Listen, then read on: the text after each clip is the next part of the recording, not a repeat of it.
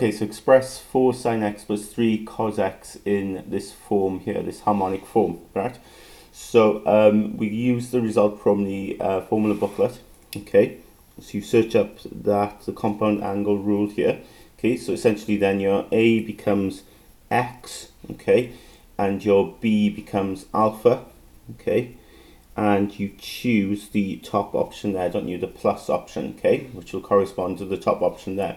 So quite simply, square bracket, okay? So we're going to have sine A, so that'll be sine x, okay?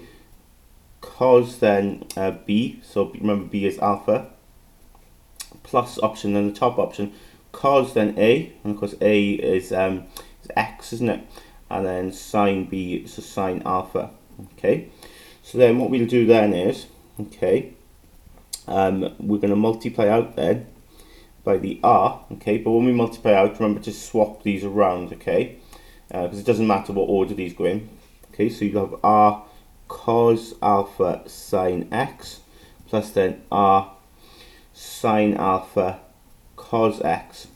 Whole reason for swapping them around is for you to see then that actually we've got something sine x here, something cos x, and here we've got something sine x, something cos x, so that both sides correspond, they match. So in other words, what's in front of the sine x there is equal to what's in front of the sine x there. So we could say, look, r cos alpha is equal to 4, and what's in front of the cos x here is 3, will equal to what's in front of the cos x there, which is r sine alpha, okay? So then we've got two equations, 1, 2. Now the whole point here now is to work out what r and alpha is. So the first thing I would do is I'd work out what alpha is here, okay, the angle, just by dividing. Because if I divide these equations here, that's how you solve these simultaneously. So if I do 2 divided by 1, I've got r sine alpha, divide by then r cos alpha, and then on the other side then 3 divided by 4. Now the r's will cancel, okay, because r divided by r is 1. Sine over cos, of course, is tan. So tan alpha is 3/4. So that implies then that alpha is tan to the minus 1 of 3/4. Okay, so we can work that out on our calculator. And I get 36.9 degrees. Okay, 36.9 degrees there. So once you've got your alpha, we can then work out what r is, okay? So quite simply then, to work out r, the best way to do it is to square both of these equations and add them. So in other words, 1 squared add 2 squared, okay? So if I do that, I'll have 1 squared will be r squared cos squared alpha, by squaring that, and then add then 2 squared, to square this as well, r squared sine squared alpha. And on the other side of the equation then, well, I'm going to square this and add them. Okay. So what you notice on the left hand side then is you can factorize out r squared and you get something familiar then.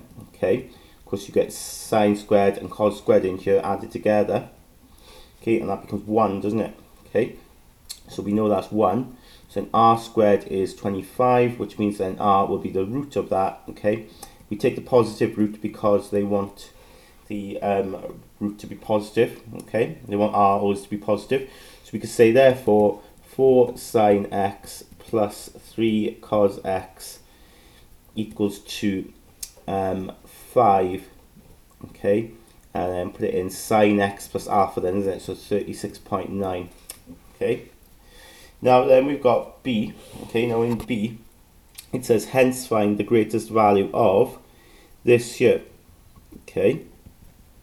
So we've got on the bottom, you notice 4 sine x plus 3 cos x, but then they've got this plus 7 added on as well. Okay, so to get the greatest value, well, let's first of all rewrite this in terms of what I've got my expression in A for this to be. So 4 sine x plus 3 cos x turned out to be 5 sine x plus 36.9.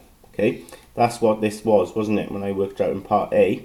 Okay, so I'm just sort of substituting in my answer there, right? And don't forget then there's a plus 7 there. Now, when you're dividing, okay, to get the greatest, okay, so to get the greatest here, we want the greatest, don't we? To get the greatest, I need to do 1 divided by the least, okay? That's how you get the greatest, isn't it? If you want the greatest slice of cake, okay, you need to divide it by the least amount of people, so you get a bigger slice, okay? So we want the bottom to be at its least, okay? Now, don't look at this, look at this. How do we get this to be at its least?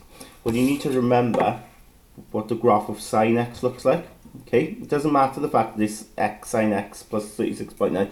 Just think back to what the sine x graph, okay? Well, it's got a least value, isn't it? And its least value is -1. Okay, so we can say, look, the least of sine x plus 36.9 will equal to -1. So therefore, we can sub in -1 there, and we'll have the least on the bottom. So the least on the bottom, so the least of 5 sine x plus 36.9 plus 7 will equal to 5 times -1. If I put -1 in there, plus then the 7, so I get 2. Okay, so to get the greatest then of this fraction, it'll be 1 divided by the least. So the greatest will equal to 1 divided by 2.